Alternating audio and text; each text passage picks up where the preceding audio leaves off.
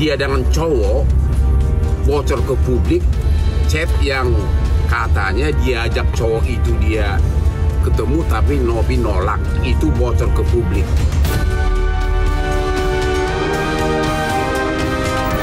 Jadi kami hanya minta agar Novi tidak pernah kaitkan lagi klien kami ke dalam konten-kontennya Novi. Jangan senggol-senggol HK.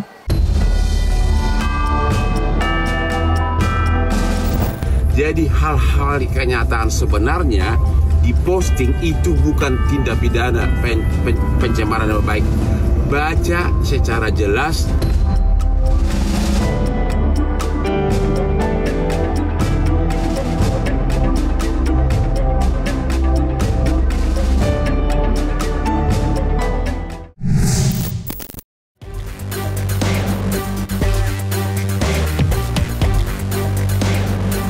Perseteruan antara Pratiwi Novianti dan HK selaku salah satu donaturnya dalam kegiatan di Surabaya nampak semakin berbuntut panjang.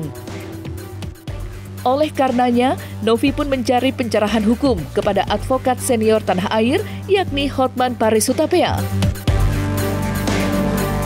Dan kehadiran Hotman Paris Hutapea di tengah kisruhnya dengan HK nampaknya sedikit memberi ketenangan untuk Novi. Pasalnya, Hotman menerangkan dengan tegas jika Novi tidak akan dinyatakan bersalah dari persoalan yang dipermasalahkan oleh pihak HK.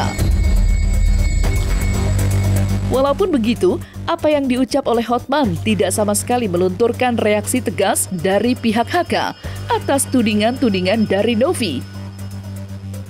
Lantas, apa yang sebenarnya dipermasalahkan pihak Novi kepada HK hingga menempuh jalur hukum dengan melemparkan surat somasi lebih dulu?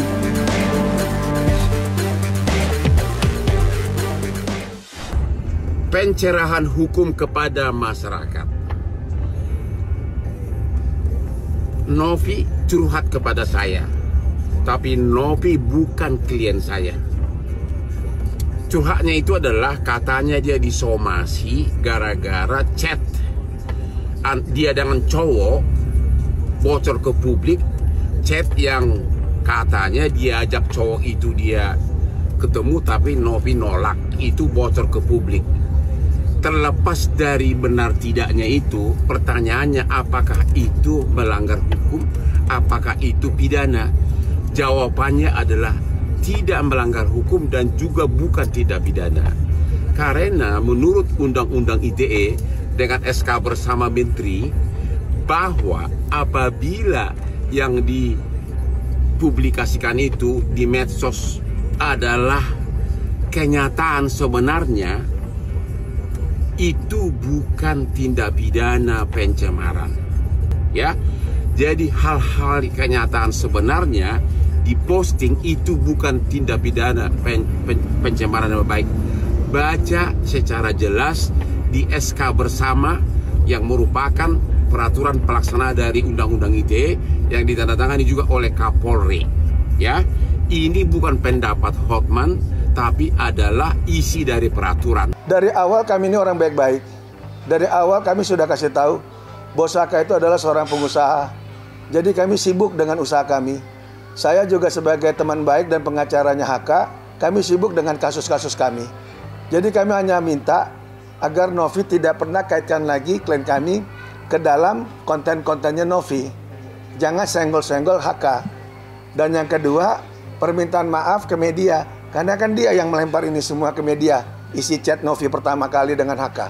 Dan yang paling penting bagi kami adalah Teteh tidak memiliki permasalahan apapun dengan Pak HK sebenarnya.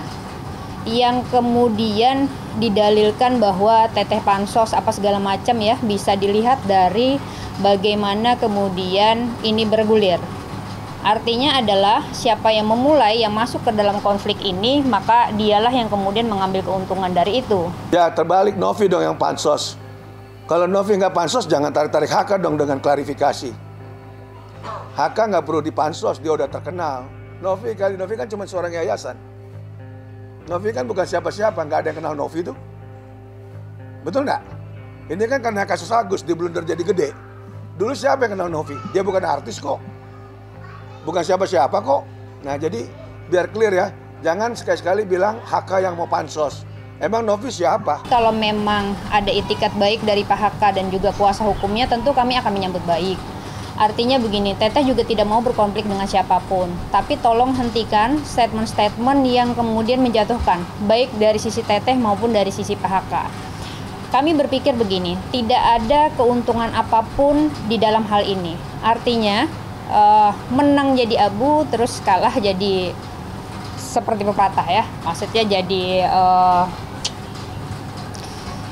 lebih kepada janganlah kemudian mencari permasalahan-permasalahan yang tidak ada.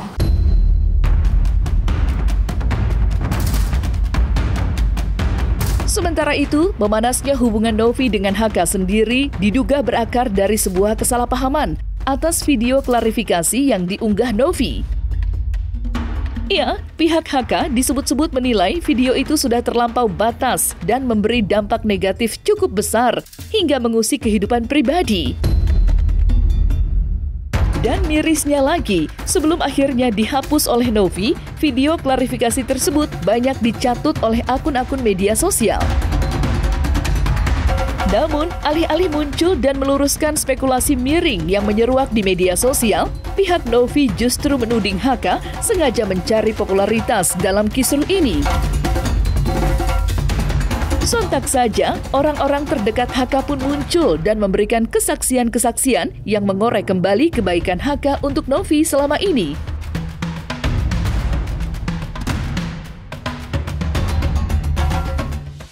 Jadi lebih tepatnya keberatan daripada Pak Haka sebagai teman, sahabat, dan klien kami dari kantor hukum kita ya, dari law firm kami, itu sebenarnya terkait potongan percakapan pribadi Haka itu yang diumbar ke publik, di mana publik sekarang mendiskredit lalu juga mencela, bahkan ada yang ngata-ngatain Haka dengan kata-kata yang gak layak dan gak pantas untuk beliau yang bisa kategori senior atau orang tua. Dimana kita tahu Haka kan juga punya keluarga, punya anak dan punya istri. Dimana anak dan istrinya kalau dilecehkan dan dijudge sama masyarakat atau netizen atau publik, pasti itu merasa nggak nyaman. Pas Haka ada kegiatan di Jakarta, undangan dari seorang teman dia di pihak kepolisian, Haka ingin mengadakan suatu semacam silaturahim. Tidak ada maksud kurang, tidak ada maksud lebih. Namun di dalam chat percakapan antara Haka dengan Novi itu kan ada saling jawab menjawab ya. Nah, jawab menjawabnya ini itu sangat-sangat tidak layak kalau memang diumbar ke umum ya. Salah satunya Novi menolak enggak kan begitu. Nah, jadi seolah-olah ada unsur Haka maksa mau ketemu gitu loh. Potongan-potongan chat inilah yang dianggap nggak layak hubungan privasi WA yang tadinya antara Novi dengan Haka diumbar ke publik. Sebenarnya Teteh itu kan sedang tertimpa masalah dengan kasus donasi memang awalnya. Kemudian muncullah potongan video yang dikeluarkan oleh almarhum AL ya, yang berada di undangan tempat hiburannya Pak Haka. Di situ kemudian awalnya. Untuk menjawab itu kemudian Teteh bikin PT yang berisi bahwa Pak Haka ini adalah sosok donaturnya Teteh yang memang betul buktinya kita menyimpan itu beliau menyiapkan baju untuk ODGJ ya gitu. Selesai sampai di sana kemudian Pak Haka mengklarifikasi hal-hal tersebut dengan dalil-dalil yang kemudian tidak berdasar. Misalkan saja Teteh sering gitu ya di tempat beliau, kemudian didorong kursi roda, terus bahkan ada video tidak senonoh sebenarnya yang dari potongan media Pak Haka menyampaikan itu kepada khalayak ramai. Disitulah kemudian muncul konflik yang terus-menerus terjadi sampai hari ini. Lebih lanjut kemudian poin kedua adalah ketika Pak Haka mengajak ketemu Teh Novi pada tanggal 30 November. pada tanggal 30 November Pak HK mengajak Teteh ketemu di Jakarta karena memang beliau ada agenda di Jakarta Pak HK ini. Teteh karena satu dan lain hal kemudian tidak berkesempatan untuk memenuhi undangan Pak HK karena memang di Desembernya Teteh harus berangkat ke Cina begitu. Inilah kemudian yang menjadi kekecewaan Pak HK sehingga konflik ini terus berlanjut sampai hari ini gitu. Belum habis kisruhnya dengan pihak Agus Salim terkait masalah donasi serta konfliknya dengan HK, Novi harus pula mengurus permasalahan hukumnya dengan ketua yayasan baru yakni Gary Julian. Ya, seperti diketahui, pihak Novi disebut-sebut akan melaporkan Gary Julian ke ranah pidana atas dugaan penggelapan uang senilai 100 juta rupiah. Selain dugaan penggelapan uang 100 juta rupiah, Novi pun turut melempar pula sebuah dugaan lain kepada Gary. Yang mana Gary disebut-sebut melakukan tindakan yang melenceng dari peraturan yayasan, yang mirisnya berbuntut cukup panjang hingga menyeret salah satu anak asuh Novi. Namun, hingga sampai saat ini, Gary Julian belum memberikan pernyataan apa-apa terkait kedua tudingan yang dituturkan oleh Novi. Ya Allah ya Robi, ini kita niat mau ibadah, mau fokus, ternyata saya dapat info bahwa si gerong-gerong ini meminta tolong dan menyuruh relawan yang waktu itu menginformasikan salah satu anak asuh saya, yaitu Kak Zahra, agar menemui keluarganya. Dan maksud tujuannya adalah supaya pihak keluarga itu mengambil kembali anak asuh saya.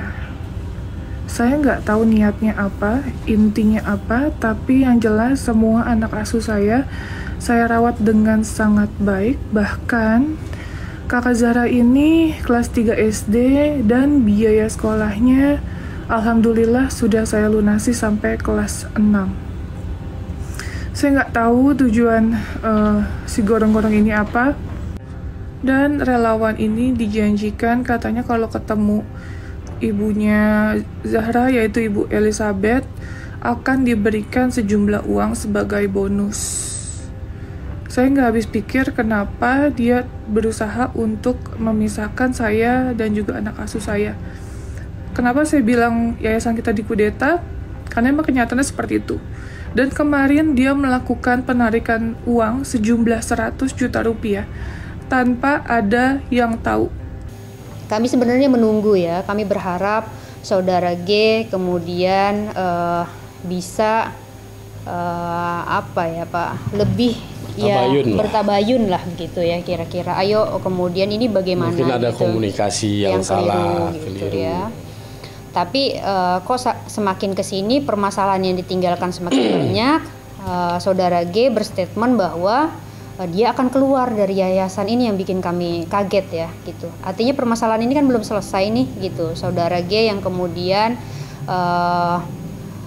berstatement di media bahwa dia akan menyelesaikan segala sesuatunya gitu ya bersama Teh Novi, tapi kok malah meninggalkan permasalahan-permasalahan yang lebih jauh gitu, yang harus dituntaskan oleh yayasan gitu.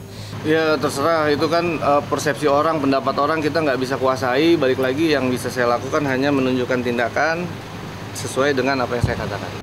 Mas, sejahat itu ya kamu sama saya. Saya di sini di Madinah.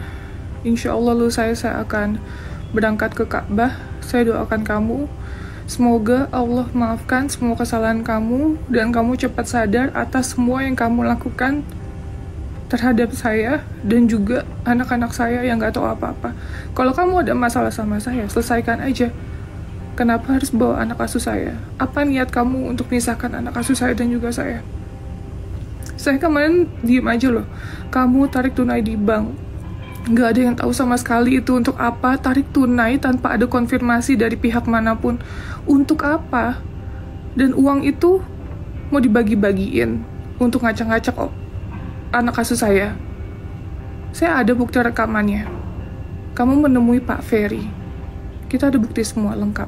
Yang menurut informasi dari pihak yayasan, dalam waktu dekatnya akan ada audit internal dari pembina dan seluruh pengurus yayasan itu. Sementara Gary akan dinonaktifkan dulu untuk melakukan audit internal, akan ngecek sejauh mana sebenarnya komposisi daripada yayasan tersebut.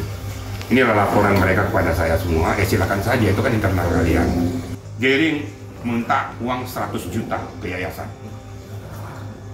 Ini biar ketahui, saya ngomong karena sudah tunjukkan. Ya, Setara akan ngambil langkah tindakan hukum. Ini sudah nggak benar, ini penggelapan ini. Penggelapan nggak ada. Merubah statement tidak diketahui oleh pembina dan yayasan semua. Uang 100 juta, ada tanda buktinya semua. Dan bukti-bukti yang akan dikumpulkan akan dilaporkan dari Setara. Ini informasinya dari Setara akan bergerak besok untuk menindaklanjuti ini. Nanti kita lihat aja nanti. Tapi bukti 100 juta yang dikeluarkan itu ada. Dalam waktu dekat. Dalam waktu dekat ini. Bulan ini. Ya. Mungkin 1-2 hari ini.